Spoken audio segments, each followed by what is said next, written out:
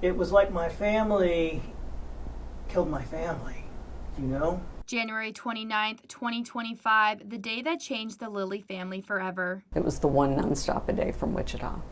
So as soon as she said she had talked to him and he was in Wichita, we knew. 28-year-old Sam Lilly was one of the pilots of the American Airlines flight that collided with a military helicopter in Washington, D.C. And there's about at least 100 of us in there, new orphans and widows and people who've lost loved ones. The first person who gets up to brief is the fire chief, and he says, it was a horrific scene. There was body parts spread all over the ice.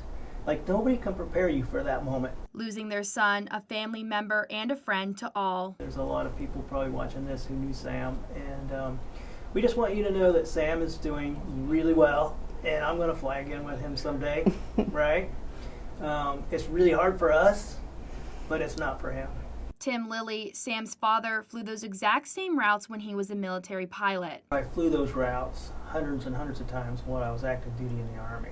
Yeah. And so I knew exactly what those helicopter pilots were seeing and exactly what that the airline pilots were seeing, because I've done both sides of that coin. After Tim and Sherry read the reports about the incident and listened to testimony about the collision, Sherry said what concerned her most was the reaction from the military helicopter. There were some risky practices that had been implemented over time.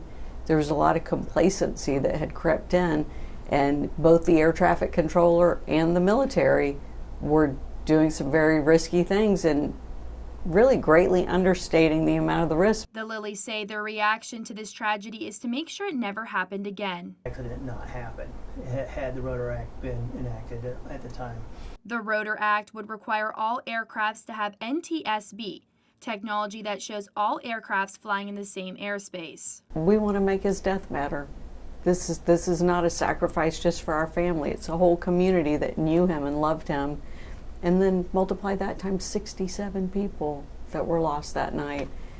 The bill passed unanimously in the Senate, but there is some opposition on the House side, and what we keep hearing is that it's driven by cost. Despite the pushback, the Lillys say they won't give up. Tim and Sherry say they will always remember their son for who he was.